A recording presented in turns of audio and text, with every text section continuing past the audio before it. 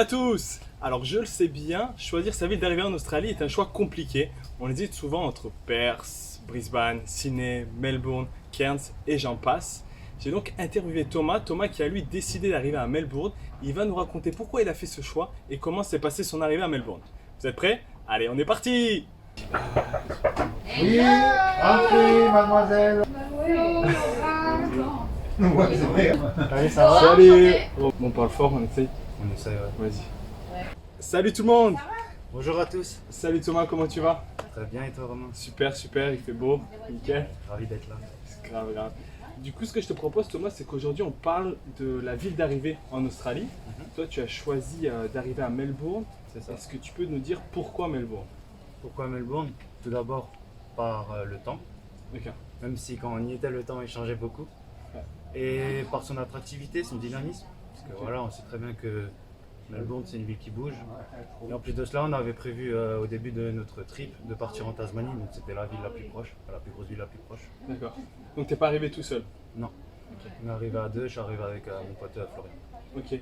Et du coup, comment s'est passé ton arrivée à Melbourne, tes premiers jours? Comment ça s'est fait l'arrivée?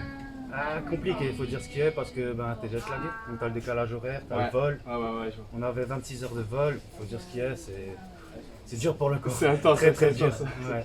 Surtout quand t'es grand dans l'avion, tu peux pas vraiment tendre les jambes, donc t'as pas forcément ton confort. Même si, je suis arrivé avec Qatar. Après, c'est une très très bonne compagnie, par contre, je la recommande si jamais. Et ouais, voilà, non, c'est difficile parce que j'ai quand même mis 2 semaines à m'en remettre. Parce qu'une fois arrivé sur Melbourne, après tu tombes malade, parce que le temps il change beaucoup. Ouais. On avait prévu nos affaires d'été, mais vu que le temps il change beaucoup, du coup il pleut, t'as le vent, après t'as le soleil. C'est ce qu'on dit à Melbourne, il peut y avoir 4 saisons la même journée. Exactement, c'est vrai. C'est variable. Et donc, du coup, tu as une arrivée un peu difficile. Est-ce qu'avant de partir, tu avais un projet pour ton arrivée en Australie?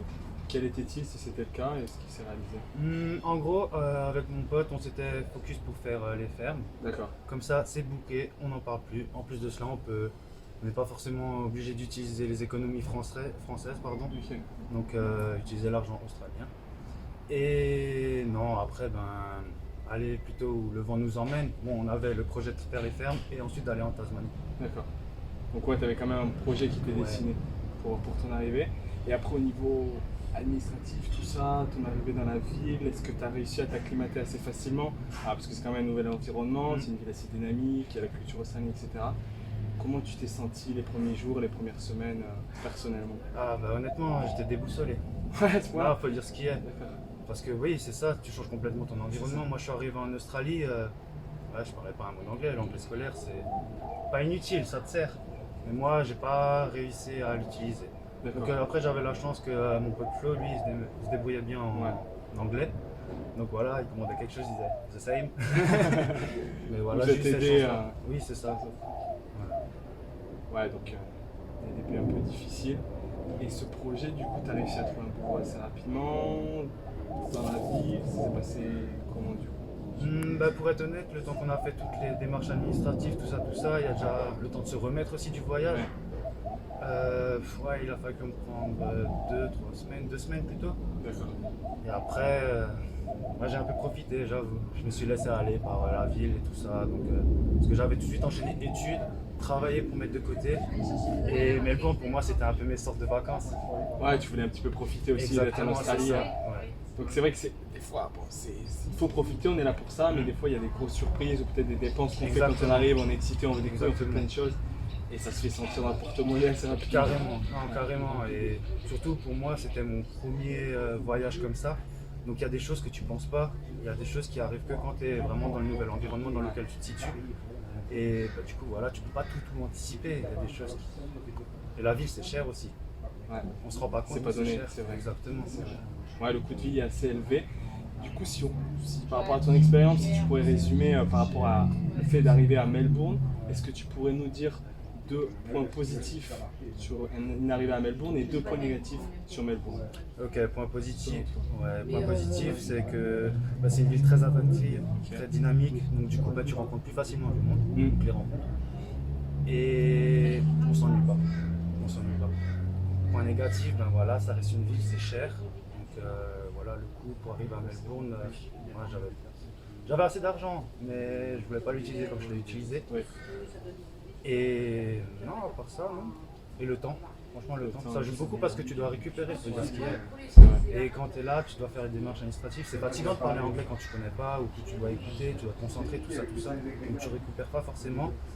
Nous, on est arrivé en hostel, donc là, pour dormir, c'était assez difficile. Mais après, au-delà de ça, tu fais des superbes rencontres. Ben, du coup, tu crées un peu des contacts pour le travail.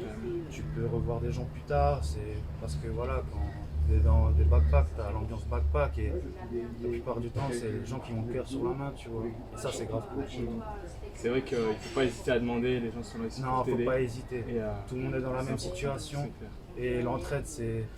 Après, c'est sûr, si tu restes dans ton coin, tu attends que ça se passe. Non. Compte pas là-dessus. Ouais. Faut y aller. Faut aider les gens, mais il faut se faire aider aussi, il faut accepter l'aide. C'est vrai, je suis totalement d'accord. Et est-ce que, maintenant que tu as un peu de recul aussi, est-ce qu'il y a quelque chose, ou est-ce que tu ferais, par rapport à ton arrivée, qu'est-ce que tu ferais différemment? Déjà, j'arriverai à Brisbane D'accord. parce que. Comment dire ça? Peut-être le climat? Le climat, ouais, tout à fait, carrément. Et bon, on n'a pas l'impression d'être en hiver. Carrément. Et non, je trouve que c'est une ville un peu plus relaxe. Bon, après, le problème, c'est que moi, je suis arrivé à Melbourne, c'était avant le Covid. Oui. Maintenant, je suis en pleine période de Covid. Donc, c'est difficile un peu à comparer, mais même, je pense que j'aurais eu quand même ce feeling avec Brisbane, c'est vraiment plus chill. Donc, ouais, je sais pas comment dire ça. Vous faites du McDo, Ouais. D'accord. Bon, bah, très bien. Du coup, maintenant, ça fait un peu. Ça fait 8 mois que tu es en Australie. Le temps passe vite. C'est clair. Ça fait 8 mois que tu es en Australie, tu as validé ton billet pour la seconde année. C'est quoi la suite pour toi? La suite pour moi, ben, tout d'abord là, je pense dans un premier temps essayer de m'installer à Brisbane, D'accord. regarder un peu comment ça se passe, parce que maintenant j'ai un peu plus d'expérience pour essayer de travailler en ville. J'ai appris l'anglais quand j'étais en ferme. Ouais, tu te débrouilles bien maintenant. Ouais, je pense. Mais je pense que je suis beaucoup plus confiant en tout cas pour aller faire les démarches pour chercher un travail, ça me fait beaucoup moins peur. Et pour apprendre, pour discuter avec les gens, pour se faire des contacts anglais, parce que c'est vraiment une facilité quand tu arrives dans un pays nouveau, anglophone, et que tu parles anglais, il faut dire ce qu'il est. Donc ouais, regardez dans un premier temps ça, puis refaire mes fermes pendant 6 mois pour le début du second visa, et après enjoy my trip. Pour valider la troisième année. Exactement. Bah écoute Thomas, on te le souhaite, merci pour cette interview. Merci beaucoup. Bon, Merci à toi. on l'a compris avec plaisir. Choisir sa ville, d'arriver en Australie, c'est un casse-tête. C'est vrai qu'on hésite souvent, c'est pas si simple que ça, mais ça peut aussi s'avérer une vraie stratégie dans le cadre de son projet pour réussir son PVT et réaliser son projet. Donc voilà, si vous posez peut-être des questions sur quelle ville choisir, au niveau des conditions, tout ça, qu'est-ce qui pourrait vous aller le mieux, n'hésitez pas à nous envoyer un petit message, on vous répondra avec plaisir, on vous aidera à choisir votre ville d'arrivée. Envoyez nos messages sur Instagram, Facebook, n'importe où, on vous répondra. Donc voilà, merci Thomas, Merci et à à toi. bientôt pour une nouvelle interview. Bye Ciao, bye. bye.